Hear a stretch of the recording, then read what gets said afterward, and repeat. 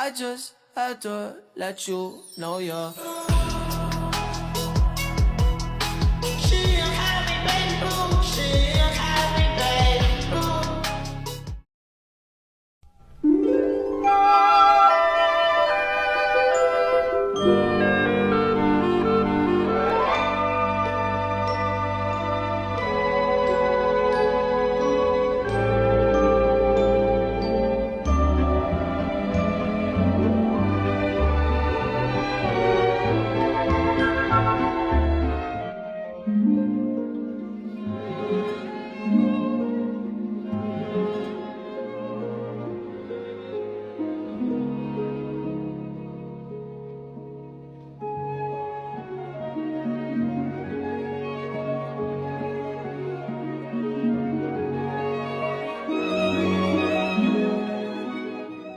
Assalamualaikum warahmatullahi wabarakatuh. Perkenalkan, nama saya Muhammad Hayar. Di sini saya akan menjelaskan tentang pengenalan alat tangkap buka cincin. Yaitu ada 3, definisi bentuk cara kerja dasar. Yang kedua ada jenis ikan yang akan ditangkap dengan menggunakan buka cincin. Terus yang ketiga ada tujuan awal. Yang pertama, jaring besar melingkari gerombolan ikan, ditarik bagian bawah hingga tertutup seperti kantong. Jenis ikan sasaran yang ditangkap oleh buka cincin: ikan pelagis, tuna, kembung, sarden, dan daerah operasinya di perairan pantai hingga lepas pantai. Tujuan awalnya adalah efisien tangkapan massal, namun ada dampak lingkungan yang perlu diperhatikan. Perkenalkan, nama saya Muhammad Rehan. Di sini saya akan menjelaskan bagian-bagian faktor konstruksi dan bahan alat tangkap. Yang pertama ada bahan jaring, terdiri dari nilon atau politein yang awet tapi sulit terurai. Risiko sampah plastik jika hilang atau tertinggal. Yang kedua ada ukuran mata jaring. Jika terlalu kecil, ikan muda atau ukuran belum layak tangkap ikut tertangkap. Jika terlalu besar, hasil tangkapan bisa berkurang. Yang ketiga ada komponen pendukung. Pelampung, pemberat, tali bisa menjadi sampah jika terlepas. Nama saya Muhammad Iqbal. Di sini saya akan menjelaskan tentang faktor cara pengoperasian dasar. Dilakukan di permukaan, umumnya tidak menyentuh dasar laut. Kerusakan habitat dasar terumbu atau rumput laut relatif rendah. Namun jika dijalankan terlalu dekat dengan pantai atau daerah sensitif, tetap bisa mengganggu ekosistem dangkal. Kecepatan dan luas penyebaran jaring berpengaruh pada luas area yang tertutup. Perkenalkan, nama saya Risa Molidar. Baik, di sini saya akan menjelaskan mengenai faktor penggunaan alat bantu penangkapan ikan, yaitu rumpon. Penggunaan rumpon membantu nelayan mengumpulkan ikan sehingga penangkapan menjadi lebih mudah, hemat waktu dan hasil tangkapan meningkat. Namun penggunaan rumpon yang berlebihan juga bisa menyebabkan bait catch karena menarik biota laut lain seperti penyu dan lumba-lumba. Selain itu, rumpon yang hilang dapat menjadi ghost fishing karena bisa menjerat biota lain tanpa pengawasan. Dan rumpon yang terbuat dari bahan plastik serta tali sintesis sulit terurai sehingga dapat menyebabkan pencemaran. Di sini saya akan menjelaskan dampak keanekaragaman hayati alat tangkap pursen yang kami ambil dari jurnal yang berjudul Tingkat Keramahan Lingkungan Pursen di PPI Sawang Bau, Aceh Selatan.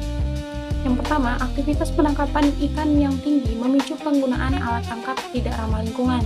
Penelitian ini menilai komposisi hasil tangkapan dan tingkat keramahan lingkungan pursen di PPI Sawang Bau.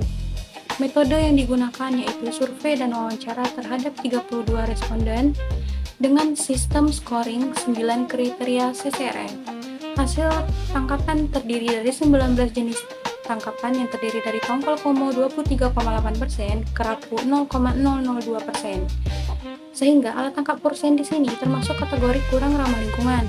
Kelemahannya selektivitas rendah dan bait catch tinggi.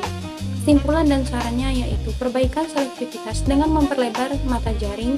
Sosialisasi jenis ikan dilindungi juga penting karena hiu dan pari masih sering tertangkap dan dijual. Baik, perkenalkan, nama saya Vita Muida Rizkina. Nah, jadi di sini saya akan menjelaskan tentang dampak populasi penangkapan ikan berlebihan pada alat tangkap pursen. Jadi alat tangkap pursen ini sangat efektif untuk menangkap ikan dalam jumlah besar. Namun penggunaan yang berlebihan dapat menimbulkan dampak terhadap populasi ikan. Penangkapan dalam jumlah besar dapat menyebabkan stok ikan di perairan berkurang lebih cepat dibandingkan kemampuan ikan itu untuk berkembang biak. Ikan-ikan yang masih berukuran kecil atau belum sempat memijah itu juga sering tertangkap sehingga proses regenerasi populasi menjadi terganggu. Halo, sahabat bersama. Di sini saya akan menjelaskan tentang dampak tangkapan sampingan atau big fish, yang dimana ikan-ikan kecil atau ikan-ikan yang tidak menjadi target tangkapan tertangkap oleh alat tangkap seperti hewan mamalia yang dilindungi, hiu atau paus. Tetapi ikan itu akan dikembalikan lagi ke laut. Juga di mana ada presentasi tangkapan sampingan sudah mencapai 15-30%. Biasanya itu dapat terjadi karena lokasi atau cara pengoperasian alat tangkap. Lalu ada mengurangi jumlah tangkapan spesies ikan-ikan di laut yang berperan untuk menjaga keseimbangan ekosistem. Assalamualaikum warahmatullahi wabarakatuh. Perkenalkan, nama saya Wanda Jarinata. Dampaknya itu ada 3. Yang pertama, pukat cincin bekerja di permukaan laut sehingga kerusakan langsung pada dasar laut lebih kecil dibanding alat tangkap yang menyentuh dasar perairan tersebut. Yang kedua itu, penangkapan dalam jumlah besar dapat mengganggu gerombolan ikan, mengubah pola perpindahan ikan, serta mengurangi keseimbangan ekosistem laut atau kehidupan laut tersebut. Yang ketiga itu, jika digunakan terlalu dekat pantai atau daerah dangkal, jaring dapat mengenai terumbu karang maupun padang laut, sehingga habitat laut bisa rusak. Jadi itulah dampak terhadap habitat laut tersebut. Seperti video di bawah ini saya akan share. Terima kasih. Selanjutnya ada dampak polusi dan sampah laut, yaitu terdiri dari seperti bahan jaring, tali, pelampung yang rusak atau hilang menjadi limbah. Kemudian ada plastik yang bertahan ratusan tahun di perairan, menyebabkan hewan laut terjerat atau menelan benda-benda asing tersebut. Selanjutnya, meningkatkan beban pencernaan di perairan yang sudah terancam limbah naik. Baik, sebagai salah satu pendukung atau penguat dari materi yang sudah dijelaskan sebelumnya, saya akan mengambil salah satu jurnal yang berjudul Tingkat Keramah Lingkungan Pursen di Desa Laha Ambon. Jadi, pursen merupakan alat tangkap yang sangat efektif, tapi memiliki sebuah potensi untuk merusak ekosistem. Penelitian ini menggunakan standar FAO dan CCRF. Metode yang digunakan di jurnal ini yaitu metode wawancara dan observasi terhadap 30 nelayan di Desa Laha Ambon menggunakan 9 kriteria alat tangkap ramah lingkungan. Beberapa jenis tangkapan yang ditangkap menggunakan alat tangkap pursen yaitu ikan layang dan ikan cakalang.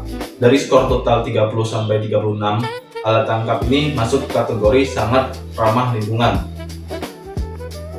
Kesimpulan dan saran dari jurnal ini yaitu nelayan disarankan meningkatkan keselamatan kerja dan pemerintah perlu memberikan penyuluhan SOP serta memberikan alat bantu keselamatan. Halo, perkenalkan, nama saya Resa Umami. Saya akan menjelaskan tentang faktor pengaruh ukuran kapal dan skala operasi. Kapal besar memiliki jangkauan luas dan kapasitas besar sehingga dapat menangkap ikan lebih banyak dan memberi dampak lebih besar pada ekosistem kapal. Kapal kecil memang dampaknya lebih kecil, tetapi jika jumlahnya banyak, dampaknya tetap besar secara akumulatif. Selain itu, kapasitas timpan yang besar dapat mendorong penangkapan berlebihan yang mengancam kelestarian sumber daya laut.